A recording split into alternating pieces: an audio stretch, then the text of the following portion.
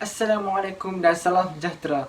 Nama diberi ialah Muhammad Kamal bin Abdul Hamid, bernombor metrik A170712 dari Fakulti Sains dan Teknologi. Pada hari ini, saya akan membentangkan satu projek akhir kursus citra iaitu LMCP 1552, Pembangunan Mapan dalam Islam. Pelan pembangunan untuk jangka masa 30 tahun ke hadapan yang dipilih adalah Bandar Kulim. Cadangan pelan pembangunan ini dibahagikan kepada jangka masa pendek dan jangka masa panjang. Bandar Kulim pada asalnya merupakan kawasan penempatan yang kecil pada era 1950-an. Kini, ia merupakan tempat yang maju dengan kawasan-kawasan perindustrian yang terletak di sekitar Bandar Kulim.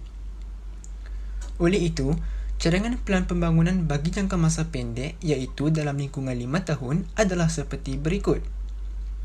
Pertamanya, dari juzuk alam sekitar, pihak yang berwajib hendaklah meningkatkan kuantiti rumah hijau di kawasan sekitar.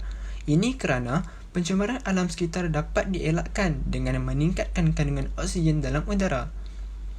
Selain itu, galakan penduduk tempatan untuk bercucuk tanam hendaklah dipertingkatkan dengan pertanian moden. Kaedah ini amat mudah dilaksanakan dan hanya memerlukan beberapa sistem asas seperti pengaliran air automatik. Oleh itu, bumi dapat dipelihara dengan memperbanyakkan tumbuhan hijau di kawasan sekeliling, termasuk di sekitar perumahan.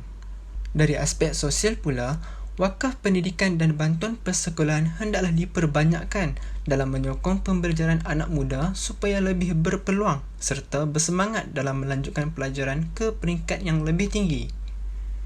Bukan itu sahaja, sektor swasta dan kerajaan negeri perlu memperhebatkan amalan sedekah dan infak dalam meningkatkan usaha membasmi kemiskinan rakyat dalam negara.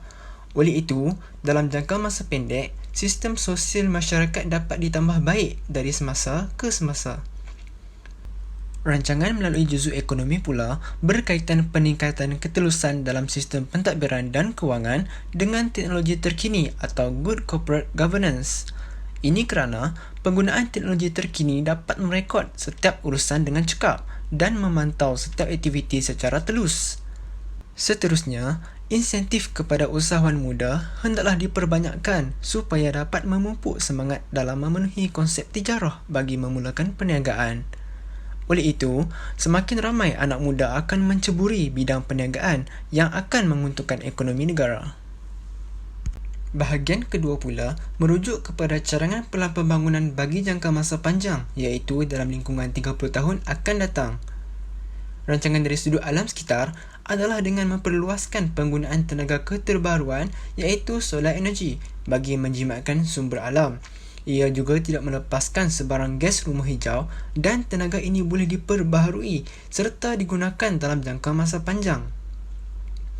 Selain itu, penggunaan teknologi Cloudtech dengan pelaksanaan sifar sisa di tempat pembuangan hendaklah diperluaskan ke seluruh kawasan. Ini kerana pencemaran alam mampu dicegah dan menghasilkan produk baru dari sisa terbuang yang akan menjimatkan sumber dalam penghasilan barang tersebut. Dari juzuk sosial pula, imej masjid sebagai mercu tanda utama sepatutnya dinaik taraf dan dijadikan pusat bandar bagi Bandar Kulim. Oleh yang demikian, ruang kompleks masjid dapat digunakan untuk aktiviti kemasyarakatan dan menjadi pusat sosial masyarakat setempat. Cadangan seterusnya pula adalah dengan meningkatkan kemajuan dalam kemudahan infrastruktur di sektor pendidikan bandar dan luar bandar supaya sektor pendidikan formal dan tidak formal dikekalkan dan ditambah baik seiring dengan kemajuan sepanjang zaman.